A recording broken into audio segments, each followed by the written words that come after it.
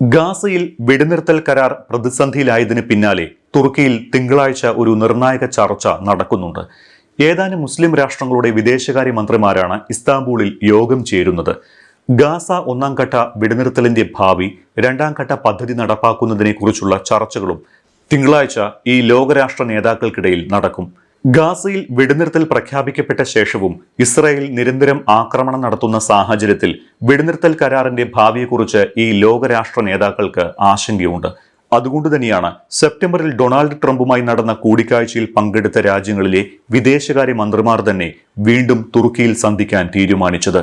വെടിനിർത്തലിന്റെ രണ്ടാം ഘട്ടത്തിലേക്ക് എങ്ങനെ കടക്കാം, രാജ്യാന്തര സേനയെ നിയോഗിക്കുന്നതിന്റെ സാധ്യത, ഇതെല്ലാം തിങ്കളാഴ്ചത്തെ കൂടിക്കാഴ്ചയിൽ ചർച്ചയാകുമെന്ന് തുർക്കി വിദേശകാര്യമന്ത്രി ഹക്കാൻ ഫിദാൻ പറയുന്നു.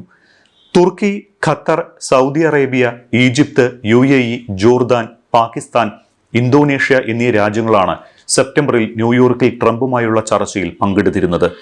ഈ രാജ്യങ്ങളുടെയെല്ലാം വിദേശകാര്യ മന്ത്രിമാർ തിങ്കളാഴ്ച ഇസ്താംബൂളിലെത്തും. ഒന്നാം ഘട്ട വെടിനിർത്തൽ കരാറിന്റെ ഭാവിയും നിലനിൽപ്പും തന്നെയാണ് പ്രധാന ചർച്ചാ വിഷയം. പ്രധാനമായും ഒന്നാം ഘട്ട വെടിനിർത്തൽ കരാർ പലകുറി ലംഘിക്കപ്പെട്ട സാഹചര്യത്തിൽ ഒക്ടോബർ 10 വെടിനിർത്തൽ സമാധാന പദ്ധതി നിലവിൽ വന്ന ശേഷം രണ്ടാം ദിവസം തന്നെ ഇസ്രായേൽ കരാർ ലംഘിച്ച് 5 പലസ്തീനികളെ വെടിവെച്ച് കൊലപ്പെടുത്തിയിരുന്നു. ഇതിനുശേഷം ഇപ്പോൾ 3 ആഴ്ചയോളം പിന്നിട്ടതിനിടെ 100-ലധികം തവണ ഇസ്രായേൽ വെടിനിർത്തൽ കരാർ ലംഘിച്ചതായി ആരോപണമുണ്ട്. 100-ലധികം ആളുകൾ കൊല്ലപ്പെടുകയും 200-ലധികം ആളുകൾക്ക് പരിക്കേൽക്കുകയും ചെയ്തിരുന്നു. ഹമാസാണ് കരാർ ലംഘിച്ചത് എന്നാണ് ഇസ്രായേൽ ആരോപിക്കുന്നത്. കരാറിൽ പറഞ്ഞത് പ്രകാരം ബന്ദികളുടെ മൃതദേഹങ്ങൾ വിട്ടു നൽകിയില്ല എന്നും മൃതദേഹങ്ങൾ വിട്ടു നൽകുന്നതിന് കാലതാമസം വരുത്തുന്നതായും ഇസ്രായേൽ ആരോപിച്ചിരുന്നു. അതിനിടെ തങ്ങളുടെ ഒരു സൈനികനെ ഹമാസ് വധിച്ചതായും ഇസ്രായേൽ ആരോപിച്ചു. ഇക്കാരണങ്ങൾ ചൂണ്ടിക്കാട്ടിയാണ് ഗാസയിൽ ഇസ്രായേൽ നിരന്തരം ആക്രമണം തുടരുന്നത്.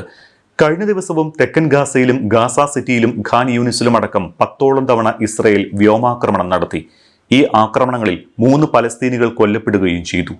അതിനിടെ കഴിഞ്ഞ ദിവസം ബന്ദികളുടേതെന്ന പേരിൽ 3 മൃതദേഹങ്ങൾ ഹമാസ് കൈമാറിയിരുന്നു. റെഡ് ക്രോസ് മുഖാന്തരം കൈമാറിയ ഈ മൃതദേഹങ്ങൾ ഹമാസിന്റെ പക്കൽ ശേഷിക്കുന്ന ബന്ദികളുടേതല്ല എന്നാണ് ഇസ്രായേൽ പറയുന്നത്. തിങ്കളാഴ്ച തുർക്കിയിൽ നടക്കാനിരിക്കുന്ന ചർച്ചയിലെ മറ്റൊരു പ്രധാന വിഷയം ഗാസയിൽ വിന്യസിക്കുന്ന രാജ്യാന്തര സേനയുമായി ബന്ധപ്പെട്ടാണ്.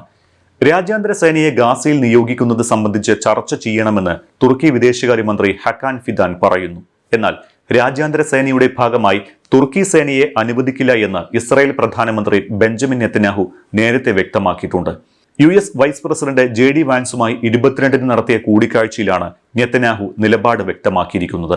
ഗാസയിൽ തുർക്കിക്ക് ക്രിയാത്മകമായ പങ്കുണ്ടാകുമെന്ന് പ്രതികരിച്ച വാൻസും പക്ഷേ വിദേശ സൈനികരുടെ സാന്നിധ്യം സംബന്ധിച്ച് ഇസ്രായേലിന് മേൽ ഒന്നും അടിച്ചേൽപ്പിക്കാൻ US നിർബന്ധിക്കില്ല എന്ന നിലപാടാണ് സ്വീകരിച്ചത്.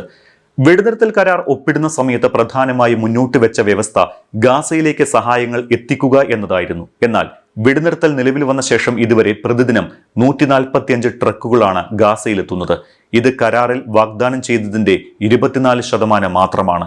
പ്രതിദിനം 600 ട്രക്കുകൾ റഫ അതിർത്തി കടന്ന് എത്തുമെന്നായിരുന്നു കരാർ പ്രാബല്യത്തിലാകുന്ന സമയം പറഞ്ഞിരുന്നത്. കരാറിലും ഇക്കാര്യം വ്യക്തമാക്കിയിട്ടുണ്ട്. എന്നാൽ ബന്ദികളുടെ മൃതദേഹം വിട്ടുകിട്ടാൻ കാലതാമസം നേരിടുന്നു എന്നാരോപിച്ച് ഇസ്രായേൽ റഫ അതിർത്തി വഴി സഹായ ട്രക്കുകൾ കടത്തിവിടുന്നതിന് നിയന്ത്രണം ഏർപ്പെടുത്തിയത് തിരിച്ചടിയായി. അതേസമയം ഗാസയിലേക്ക് എത്തുകയായിരുന്ന സഹായ ട്രക്ക് തെക്കൻ ഗാസയിൽ വെച്ച് ഹമാസ് തട്ടിയെടുത്തതായി US സെൻട്രൽ കമാൻഡ് ആരോപിക്കുന്നു. ഇതുമായി ബന്ധപ്പെട്ട് ഒരു ഡ്രോൺ വീഡിയോയും US സെൻട്രൽ കമാൻഡ് പുറത്തുവിട്ടിട്ടുണ്ട്. കഴിഞ്ഞയാഴ്ച വിദേശ രാജ്യങ്ങളിൽ നിന്നുള്ള സഹായങ്ങളും അവശ്യവസ്തുക്കളുമായി 600 ട്രക്കുകൾ ഗാസയിലേക്ക് അയച്ചതായി US സെൻട്രൽ കമാൻഡ് വ്യക്തമാക്കുന്നുണ്ട്. ഗാസയിലേക്ക് സഹായം എത്തിക്കാനുള്ള ശ്രമങ്ങളെ തുരങ്കം വെക്കുന്നതാണ് ഹമാസിന്റെ തട്ടിയെടുക്കൽ നടപടിയെന്ന് US കുറ്റപ്പെടുത്തി. അമേരിക്കയുടെ നേതൃത്വത്തിലുള്ള സിവിൽ മിലിറ്ററി കോർഡിനേഷൻ സെന്ററാണ് ഗാസയിലേക്കുള്ള സഹായ വിതരണത്തിന്റെ കേന്ദ്രമായി പ്രവർത്തിക്കുന്നത്. ഒക്ടോബർ 17-ന് നിലവിൽ വന്ന CMCC തെക്കൻ ഇസ്രായേലിലാണ് കേന്ദ്രീകരിച്ചിട്ടുള്ളത്.